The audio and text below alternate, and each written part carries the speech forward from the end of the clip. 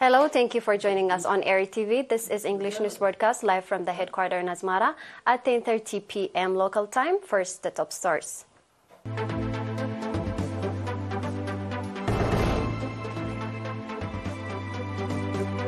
Praiseworthy effort to reduce mother and child death rate. Monetary support to families of martyrs. At least 20 people have died after a boat capsized.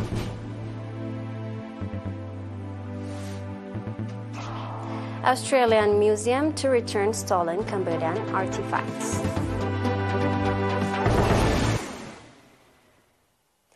The Ministry of Health branch in Ansaba region reported that praiseworthy effort has been exerted to reduce mother and child death rate.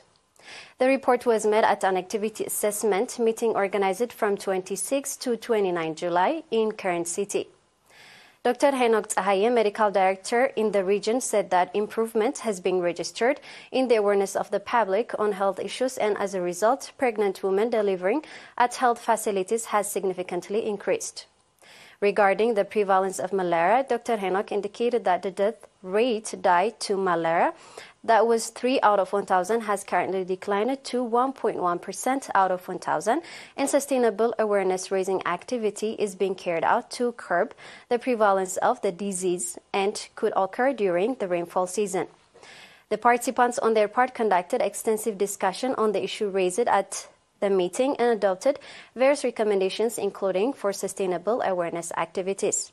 In the Ansaba region, there are 1 referral hospital, 3 community hospitals, 5 health centers, and 26 health stations.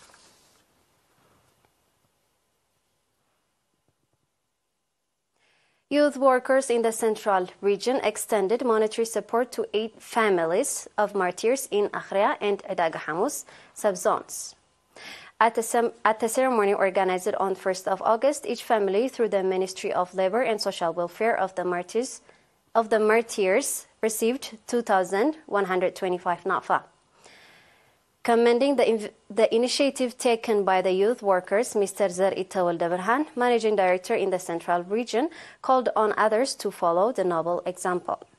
In the same vein, the Ministry of Labor and Social Welfare branch reported that staff members of the National Union of Eritrean Workers pledged to assume responsibility of supporting 30 families of martyrs. Likewise, the Eritrean Embassy in France reported that nationals in the country have extended €5,719 in support of families of martyrs.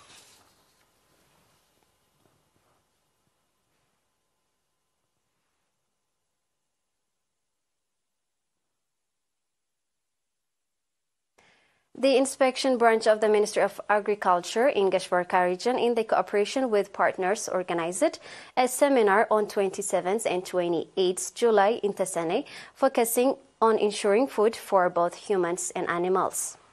At the seminar, in which representatives from the subzone of Golij, Haikota, Fortosawa, and Tesane took part, the head of the office, Mr. Abrahale Haile Mikael, called on the participants to carry out sustainable awareness-raising activities with a view to encourage the public to refrain from using unsafe pesticides and follow the advice and guidance being provided by agricultural experts.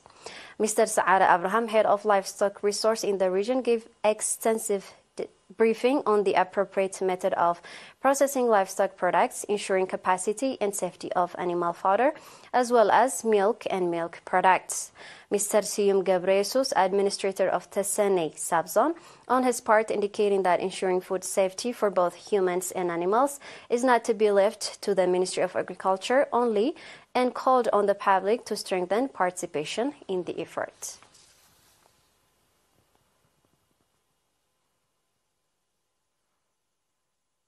We'll be back with international news in a couple of seconds. Stay tuned.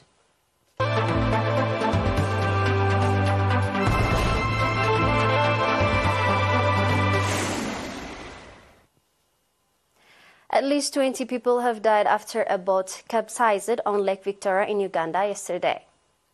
Police attributes the boat accident to overloading and poor weather condition. Hundreds of people die in boat accidents in Uganda lakes every year.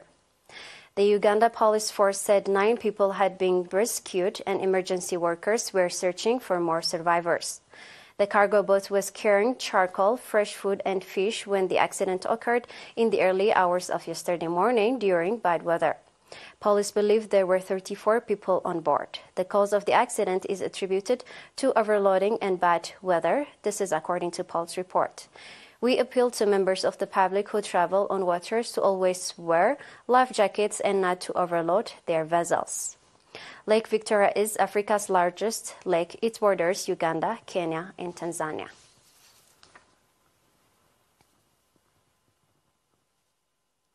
Australia's National Gallery will return 3 9th and 10th century bronze sculptures to Cambodia after they were found to be stolen. It follows a decade-long investigation carried out by the 2 countries to determine the origin of the works. Cambodia's government welcomed the historic move as an important step towards rectifying past injustice. It comes amid a global push to return looted cultural goods. The 3 RT works originally came from the Champa Kingdom, once inhabited in Vietnam and part of Cambodia. The National Gallery of Australia, NGA, says it purchased the sculpture in 2011 for $2.3 million from British artifact smuggler Douglas Latchford, who died in 2020. Mr. Latchford has been implicated in the illegal trade of antiquities since 2016, according to the NGA, with charges laid against him in 2019 relating to the illegal artifacting of stolen and looted Cambodian artifacts. According to ABC, the 3 statues were dug up in the field in Tong Komun in the east of Cambodia in 1994 before being smuggled in international art leaders across the border in Thailand and ending up in Mr. Latchford's collection. And now we have a quick recap of the top stories.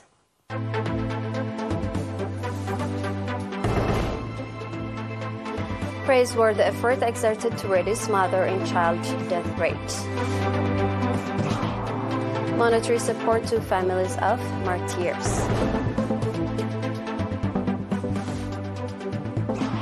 At least 20 people have died after a boat capsized in Uganda. Australian Museum to return stolen Cambodian artifacts. That was all with the news for tonight. Thank you for being with us. Have a good night.